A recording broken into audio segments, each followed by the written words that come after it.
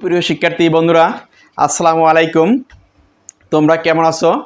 Teaching education YouTube চ্যানেলের পক্ষ থেকে তোমাদেরকে স্বাগতম। আজকে আমরা 40 পর্ব থেকে শুরু করতে যাচ্ছি। আমাদের আলোচ্য বিষয় হচ্ছে বীজগাণিতিক রাশির সূচক বা অজানা রাশির সূচক ও গুণ। তো দেখো, 40 পর্বে এর আগে আমরা 39 পর্বে শেষ করেছিলাম। তারপর থেকে আমরা 40 পর্ব, এরপর থেকে আমরা শুরু করব। শুরু দেখো এখানে কি বলছে। এখানে বলছে বর্গ সংখ্যা চেনার সময় আমরা খেয়াল করো, বর্গ সংখ্যা চেনার সময় আমরা অজানা রাশি ব্যবহারের ক্ষেত্রে ক্ষেত্রফলের সাথে তুলনা করেছিলাম। অজানা রাশি বলতে এক্স ওয়াই জেড, এই সময় আমরা জানি না অজানা রাশি। এবার চিন্তা করে দেখো তো, ঘন সংখ্যার ক্ষেত্রে যদি দৈর্ঘ্য ও প্রস্থ ও উচ্চতা বরাবর কতগুলো ছোট ঘনক আছে সেটা না জানা থাকে, তাহলে কি করতে পারি? এর আগে খেয়াল আছে কি না? ছোট ছোট সংখ্যার যে ঘন, এই যে মনে করো প্রথম হচ্ছে একটা, তারপর 2টা, তারপর 4টা, তারপর 4টার পর হচ্ছে কয়টা? 8টা। এই সম্বন্ধে আমরা মোটামুটি জানি। আচ্ছা, এরপর কি বলছে? আমরা জানি কোন ঘনকের দৈর্ঘ্য, প্রস্থ, উচ্চতা প্রত্যেকই একক হলে তাকে একক ঘনক বলা হয়। তোমরা নোট করে নাও, আন্ডারলাইন করে নাও নিচে। আমরা জানি কোন ঘনকের দৈর্ঘ্য, প্রস্থ, উচ্চতা প্রত্যেকই একক হলে তাকে একক ঘনক বলা হয়। একক ঘনকের আয়তনে আমরা এক ঘন এক বলি। একক ঘনকের আয়তে এক ঘনক এক বলি। তাহলে আয়তনের সাথে খুব সহজেই আমরা ঘন সংখ্যার তুলনা করতে পারি।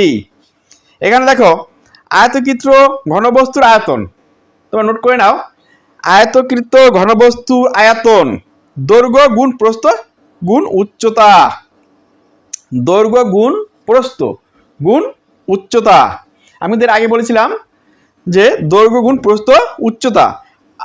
আর ঘনক কিন্তু একটি আয়তকৃত ঘনবস্তু যার দৈর্ঘ্য, প্রস্থ, উচ্চতা পরস্পরের সমান।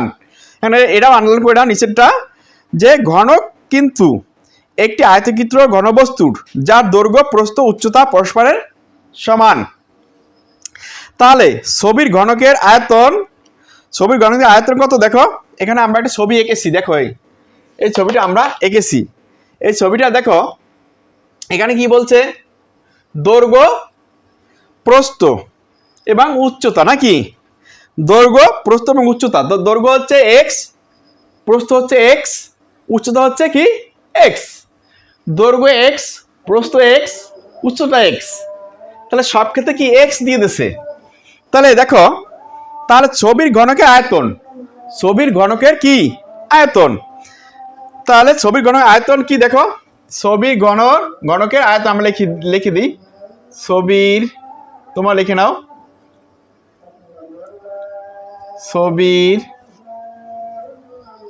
ছবির ঘনকের আয়তন। আমার লেখা খারাপ হচ্ছে, তোমরা বুঝতে পারছো কিনা? আয়তন দৈর্ঘ্য গুণ কি প্রস্থ সমান কি? দৈর্ঘ্য গুণ প্রস্থ গুণ উচ্চতা সমান কি লেখছে? এক্স গুণ এক্স। তারা এরা কিন্তু এক্স কিন্তু ফুল স্টপ হিসেবে ব্যবহার করছে, গুণ আমরা বইতে যেভাবে ব্যবহার করছি আমরা ওইটা ব্যবহার করবো। এক্স গুণ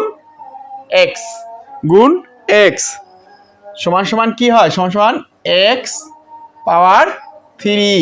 দেখো, আমরা যদি এক্স গুণ করি, এই যে মনে করো মূল ভিত্তি হচ্ছে কয়টা? এই এক্স তিনটে হচ্ছে মূল ভিত্তি এক্স, আর হচ্ছে তিনটে এক্স পাওয়ার কি 3। তাহলে বুঝতে পারলাম কিনা? এখন এটা হচ্ছে ঘন একক। এই এক্স 3 হচ্ছে কি? ঘন একক। তোমরা লিখে নাও, ঘন একক। এটা হচ্ছে ঘন একক। তাহলে আমরা মোটামুটি ক্লিয়ার। এটা সম্পর্কে আর তো কনফিউশন নাই। আচ্ছা, তারপর দেখো, আমরা দেখেছি 3 গুণ 3 সমান 3 পাওয়ার কি 3 স্কয়ার নাকি দেখো 3 গুণ 3 সমান 3 স্কয়ার তো 3 স্কয়ার দিলে দুইটা 3 আসে গুণ কে যেমন 3 এর বর্গ বলা হয় কে যেন 3 এর বর্গ বলা হয় এখানে 3 এর 3 বর্গ বলা হয় আচ্ছা এভাবে দেখো এভাবে কি বলছে নিচে x গুণ x সমান সমান কি x পাওয়ার কি x পাওয়ার 3 কে x পাওয়ার 3 কে তোমার লিখে নাও x পাওয়ার 3 কে x এর ঘন x এর কি x এর ঘন বা x কিউব বলা হয় বা x cube CUBED cubed x cubed কি বলা হয় s কিউব বলা হয় তোমরা লিখে নাও এরপর কি বলছে এরপর একটু দেখো আচ্ছা এটা তোমরা উঠেছো নিশ্চয়ই দেখো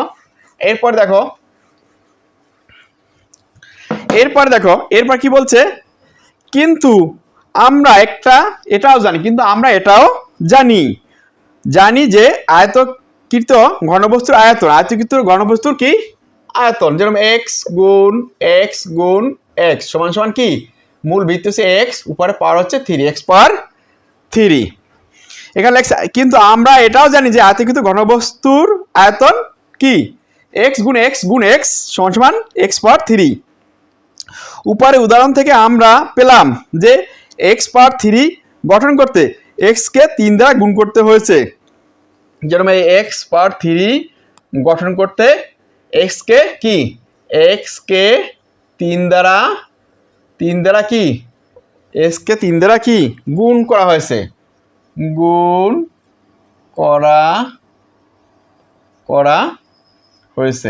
এটা তোমার লেখার দরকার নাই তুমি বোঝো লেখার প্রয়োজন নাই তোমরা বুঝতে বইতে আছে আচ্ছা এরপর দেখো এরপরে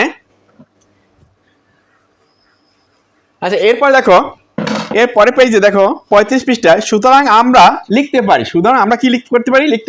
পারি দেখো x পাওয়ার n সমান সমান x into x dot dot x x কে n সংখ্যক বার গুণ করা x কে x সংখ্যক বার গুণ করা x এর n সংখ্যক উৎপাদক কথাটা ক্লিয়ার বুঝছো কিনা এখানে বলছে x কে n সংখ্যক বার গুণ করা এখন দেখো তুমি x এর পাওয়ার যদি x এর পাওয়ার যদি a হয় তা a দিয়ে x এ বরাবর আমরা কি গুণ করব এখন x কে n সংখ্যক বার গুণ করা এখানে লেখছে x এর n সংখ্যক উৎপাদক এখানে তুমি নোট করে নাও x এর n সংখ্যক কি উৎপাদক x এর n সংখ্যক উৎপাদক তোমরা লিখে নাও নোট করে নাও এরপর দেখো কোন রাশিতে একই উৎপাদক যতবার গুণ আকারে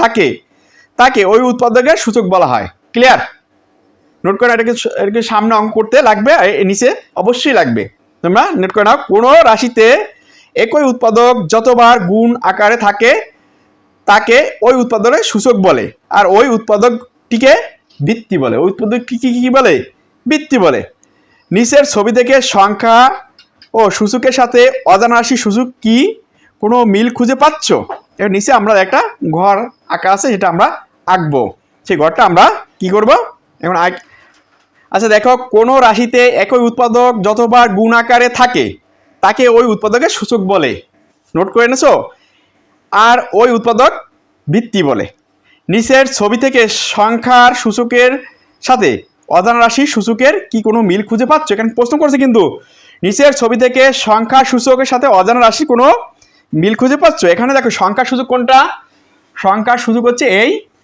5 আর কি অজানা সূচক রাশি হচ্ছে এই x পাওয়ার 3 ক্লিয়ার এখন দেখো কি বলছে আমরা যদি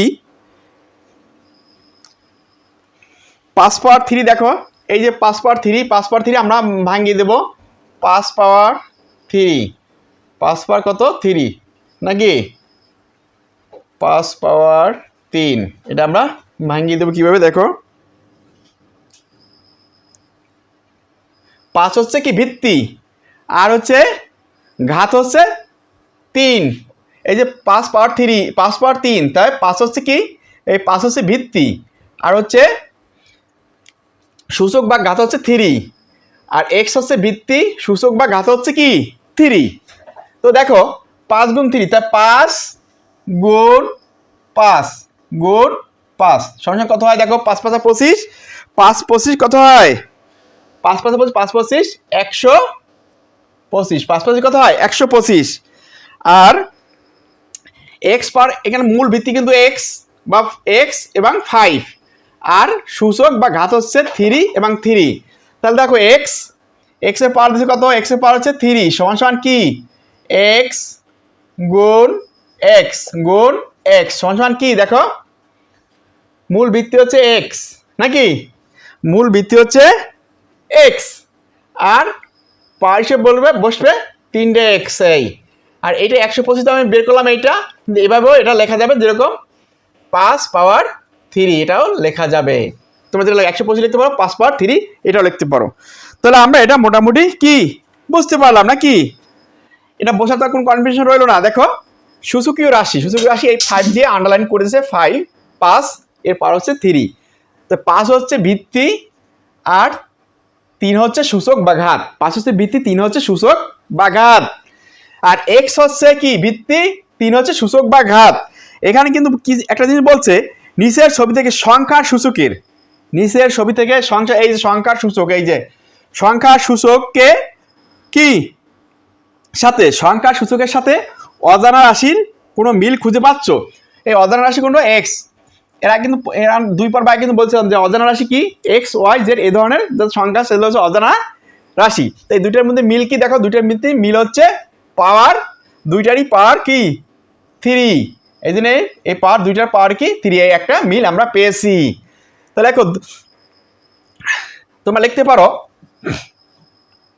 অজানা রাশির ক্ষেত্রে তোমার, হ্যাঁ বইতে লেখো, নিচের ছবি থেকে সংখ্যার সূচকের সাথে এবার লিখতে পারো সংখ্যার সূচকের সাথে, তোমার লিখে নাও ভালো করে, সংখ্যার সূচকের সাথে অজানা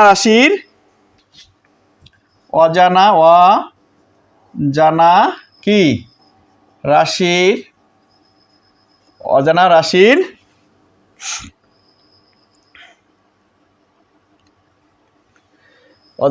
মিল খুঁজে পেয়েছি, অজানা রাশির মিল খুঁজে পেয়েছি কি ঘাত উভয়ের ক্ষেত্রে একই, ঘাত বা সূচক ঘাত বা সূচক উভয়ের ক্ষেত্রে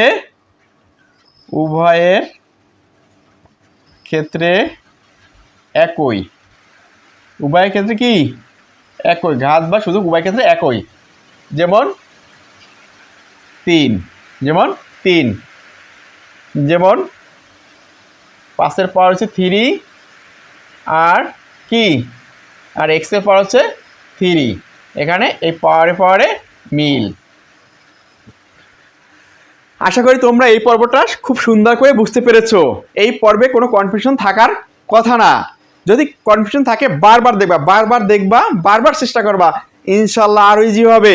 সামনে আমরা যতই যাব, যত পর্ব আমরা করব, আমাদের কাছে সব পর্বগুলো আরো স্পষ্টভাবে হবে।